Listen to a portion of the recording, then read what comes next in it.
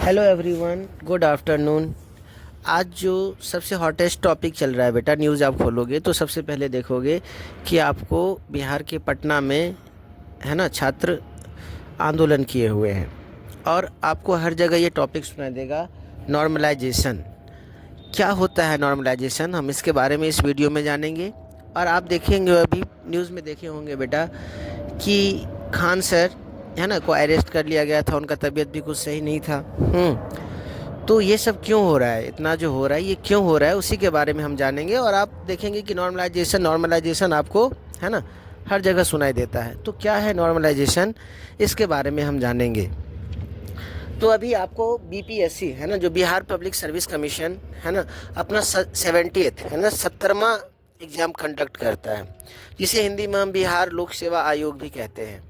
ठीक है, ये एग्ज़ाम 13 दिसंबर को होना है, जिसमें लगभग 4.5 लाख स्टूडेंट्स है ना शामिल होंगे। बीपीएससी ऑफिस के सामने बहुत सारे छात्र है ना, साथ में खान सर भी थे।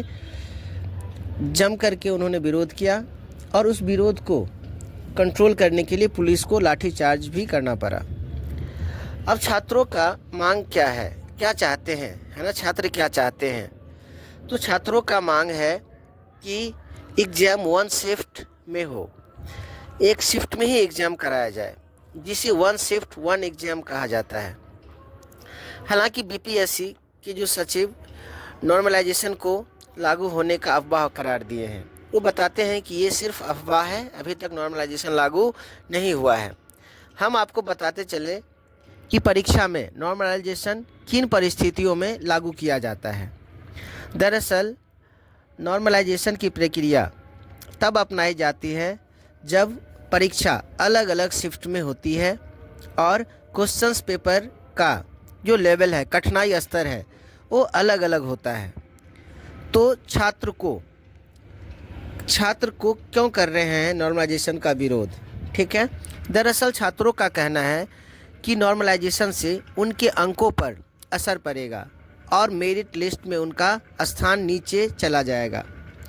उन्होंने आयोग से मांग किया है कि परीक्षा एक ही शिफ्ट में किया जाए ताकि नॉर्मलाइजेशन की ज़रूरत ना पड़े। अब जानते हैं कि क्या होता है नॉर्मलाइजेशन, जिससे पटना में छात्र आक्रोशित हैं।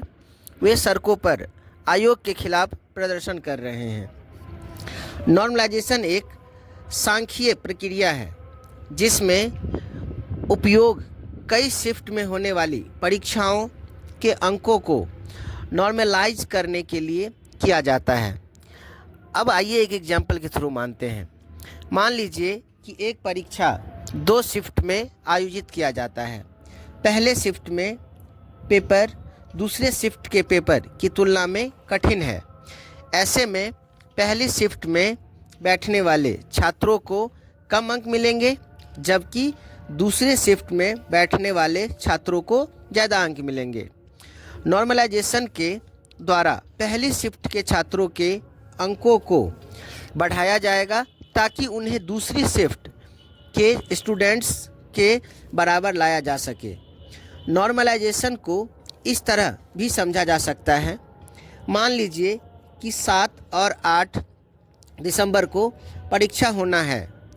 7 तारीख की परीक्षा देने अभ्यर्थियों का औसत नंबर 150 में से 110 आया, जबकि 8 दिसंबर को हुए परीक्षा में बैठे अभ्यर्थियों का औसत नंबर 100 ही रह गया।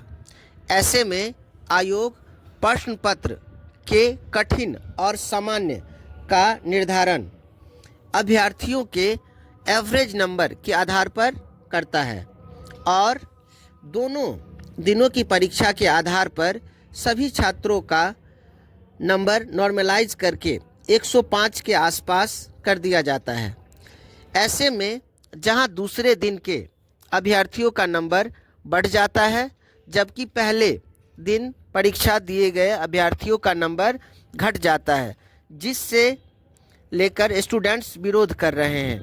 उनका कहना है कि उनका नंबर उतना ही आना चाहिए जितना उन्हें हासिल हुआ है, न कि नॉर्मलाइज करने के बाद घट या बढ़ कर आने चाहिए। इस पर बीपीएससी सचिव सत्य प्रकाश शर्मा ने साफ किया है कि ये परीक्षा में नॉर्मलाइजेशन लागू नहीं होगा। उन्होंने ये भी कहा कि नॉर्मलाइजेशन एक अफवाह है और कुछ लोग आयोग को बदनाम कर रहे हैं। उन्होंने बताया कि परीक्षा में 4 अलग अलग रंगों के प्रश्न पत्रों की इस्तेमाल किया जाएगा, लेकिन सभी सेट अलग अलग होंगे। हालांकि परीक्षा में किसी एक ही सेट का इस्तेमाल किया जाएगा। उनका कहना है कि कुछ लोग आयोग को बदनाम करना चाह रहे हैं। आप कमेंट में ये बताइए कि जो नॉर्मलाइजेशन जो प्रोसेस चल रहा है, वो प्रोटेस्ट है, उसमें खान सर जो सम्मिलित हुए हैं, वो क्या सही है या गलत है? आप कमेंट करके प्लीज़ बताओ।